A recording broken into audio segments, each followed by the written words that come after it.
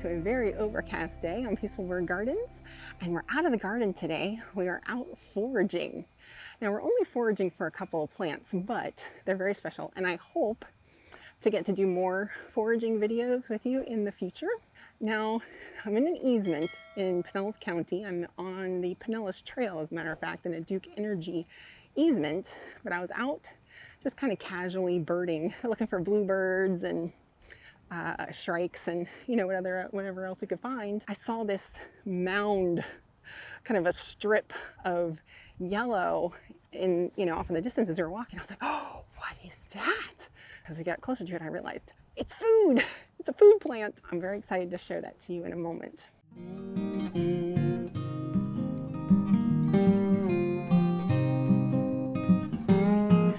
All right, my sweet friends.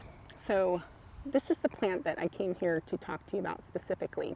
But there's another little weedy plant around, Lepidium virginica, that Virginia pepperweed, that I may stop and show you.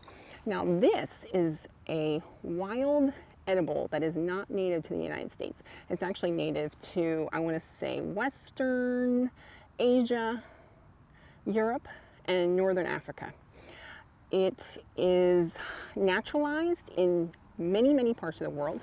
It is completely invasive in Australia. We do not necessarily have a problem of it being invasive here in Florida, surprise, surprise, because everything else is.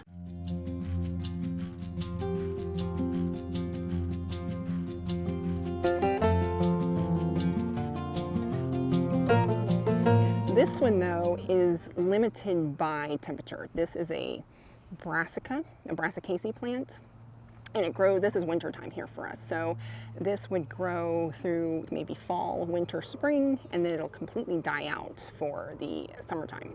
These have actually already started to go to seed. Now, this is wild radish. It's Raphanistrum.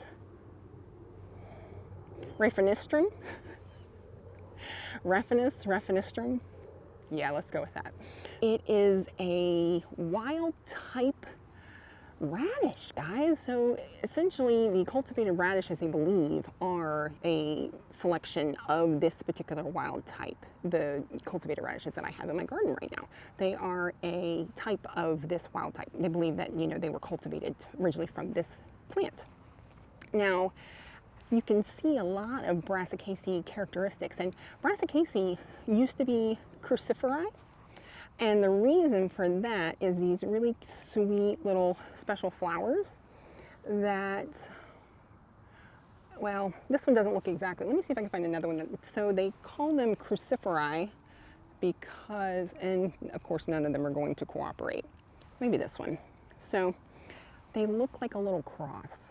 They look like a little cross. So cruciferous, cruciferi, that particular root, the root of that word means cross-bearing in Latin, from what I'm told. These are the new name is brassicaceae or brassica. So broccoli, cabbage, cauliflower, turnips, mustard, they're all in this particular family.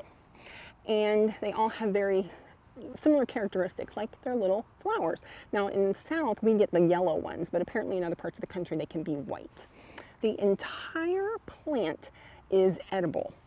It starts out as this lovely little basil rosette that I will show you a picture of here.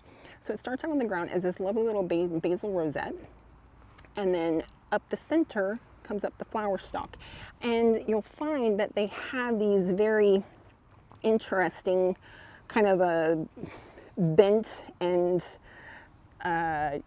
just angular growth habit. It's not like mustard. So this is the kind of a cousin to mustard, and I'm not saying that correctly, but I'm gonna pull one of these out of the ground. They're not native here, and I'm in an easement, so I'm sure nobody would mind. Okay, so the whole plant is in fact edible. This little tap root is even edible. So you could it's not very big. It doesn't get very much bigger than this, unless maybe some of the larger plants have bigger tap roots, but you can actually peel this is tough. There's a tough outer coating here, and you can actually peel that, and then you can eat this in like a salad. You could chop it up into like a salad. I'm sure it's rather spicy. I don't know if I want to eat this, guys. I'm going to be honest with you. I'm in the middle of a disturbed easement. I'm not a fussy, I'll eat anything, but they might spray stuff out here and it's polluted, and so I'm taking a chance. But anything for YouTube, y'all. So it's dirty too. I'm gonna put dirt in my mouth. So I'm gonna taste this and just see what it tastes like. Well, it's tough. It's very tough. But it does have like a kind of a mustardy kind of a tang to it. The leaves, to give that a try if you want to. You probably boil it or something, but I find it very tough. And the outer coating of the root is very, very fibrous, so you couldn't eat that. Now, the leaves are heavily lobed leaves. They're also quite rough with with little hairs and trichomes and things. So they're heavily lobed and very, very rough feeling. This would not necessarily be the most wonderful thing to eat raw, just right out of the garden. You can use this as a podder, though, very, very nicely. Again, I'm going to taste this for you guys just a tiny little bit with a whole lot of caution. Sandy. It's very mustardy. Has like a very mild kind of a mustard taste. I would totally eat that. Just, there's a lot of hairs. It's very fibrous. So you might want to cook it first, I'm just saying. So I'm sure even the stems, you could probably steam the stems and eat those. It's almost like a broccoli shoot, like how they have sprouting broccoli. I steam those and eat those. You might be able to, use that as this. You can use a cute little, the flowers are completely edible. Let's taste one of the flowers. You could put these in like a salad.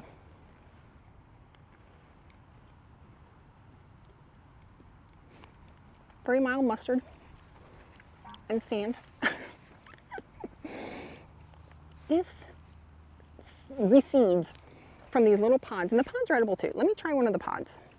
So these reseed prolifically, which is why they can be such an issue and an invasive in other areas, because of the fact that they just put out babies all over the place. So let's try one of these little tender green seed pods. You don't want to eat the raw or the hard, dry seed pods. Oh, okay, that's not bad. It's just a slight, just very, very, on a scale of 1 to 10 of mustard spice, it's like a 2. It's like a 2, but not bad. If you're out and about and on the trail or need a little snack, there you go. So that's not bad at all. So yeah, I love finding wild edibles in an urban situation like this, just growing abundantly. Oh, ate a little more of that. It's about a 4 on the mustard scale. Spiciness on the mustard scale, it's about a 4 now. It's got a little bite to it. So, not bad. But no, I just love finding things like this. So, like I said, there's, I found ground cherries, physalis. I found ground cherries out here. Actual little, baby ground cherry plants just growing in the disturbed easement. I've also found, there's vine alba out here everywhere, which is completely edible and a native. There's, as I mentioned, Virginia pepperweed, and I'll show that to you in a moment. But yeah, there's all kinds of interesting, whenever we take a walk out here along the disturbed kind of trail and stuff, I'm always so interested to see what weeds are growing. I love weeds. This is a weed, guys. Weeds are probably the most misunderstood plant on the planet. I even had someone ask me whether they're a plant at all. Yes, weeds are absolutely plants. Weeds are ruderal plant species. So what does that mean? A ruderal species, or a pioneer species, is the first species to a disturbed area. Or in a forest, when a tree falls, a ruderal species is the first one to show up there to kind of recreate the ecosystem and the habitat. Weeds are This is what my professor would call circular logic. Weeds are plants that have weedy characteristics, and it's very true. They germinate very rapidly, they grow very quickly, they then produce their own ridiculous amounts of seeds, which then germinate very easily and then produce, and grow very quickly. They're very important though to an ecosystem because, like I said, they're the first ones to show up. The pollinators then show up to pollinate them, and then birds show up to take advantage of the pollinators, and then it just creates this whole beautiful cycle and system that eventually becomes a forest if it's allowed to go long enough. Weeds are just amazing. They can do this. They're food sources for us. They're food sources for birds and bees.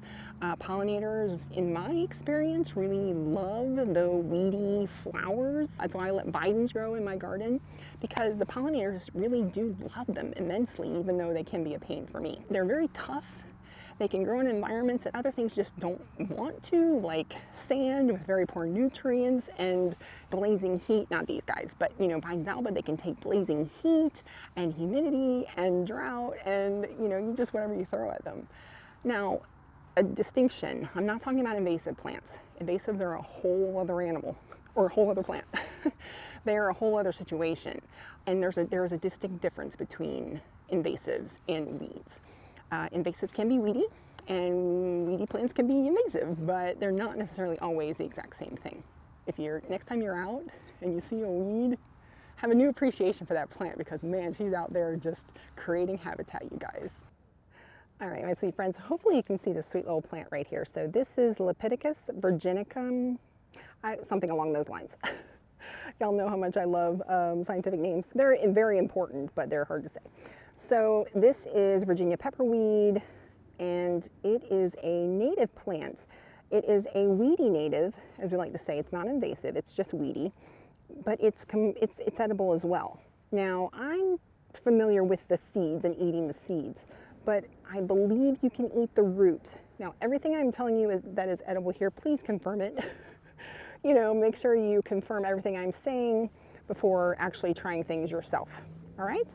So I have been trained by other people, but always confirm your sources. So the generally are eaten when they are dried. And I do have a bit of an example of a dried one here. It got broken and I have lost it. But let's try some of the green seeds just so you can get a taste for it. So they have these, I'll post a picture, I'll show a picture, but they have these lovely little white flowers at the terminal. And so what happens is they start out as these tiny little flowers, and then they just kind of, as they grow, they produce seeds as they go.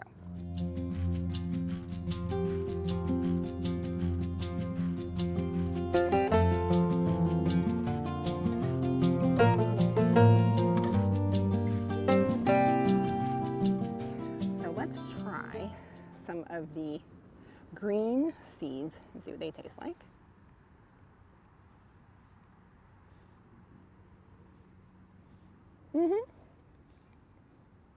Peppery. Reminds me of nasturtium, horseradish, mustard, that kind of a thing. So that's the green seeds. They're actually quite tasty, I think. And you can actually use these, you can grind them, season food, that sort of thing. Now, here's the dried ones. Let's go over here and see if we can do a taste comparison of the dried ones, because the green ones are quite strong. So we have a dried seed stalk here. These pop up in my neighbor's yard because it's just an open kind of weedy patch of sand. So these just pop up there all the time. And I went over and was like, can I have one of your plants? Because they won't show up in my garden because it's very densely planted and I don't have a lot of open sand space. I don't have a lot of disturbed ground in my garden. So she's like, sure. So I tried to get some to grow. They did not take. So I'm trying to sprout them from seed to kind of force them into my space. Dried seeds that I just blew half of away.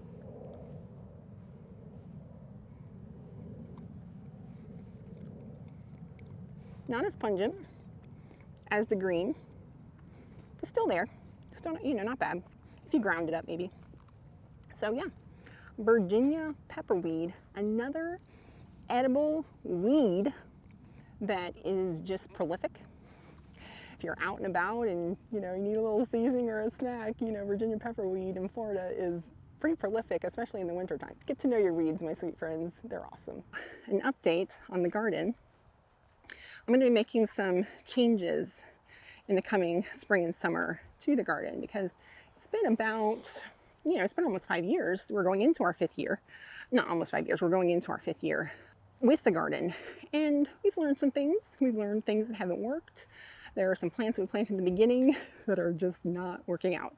You get ambitious, and we're going to be making some drastic changes to the garden. I'm also going to be changing the way that I shoot and kind of edit videos, format them and things. So again, learning. We started this channel about 1.5 years ago, and it has been a very large learning curve for me, I can tell you that. So, we're just learning things. We're, changing things up, trying some different things. Like I said, I'd like to get out, here and also talk about birding and potentially go out to some of the parks in the area and talk about some of the native plants and things like that. Lots of fun things to come on the journey. So stay with us. Give us a like, hit subscribe, and stay on the journey and see how we continue to evolve and grow.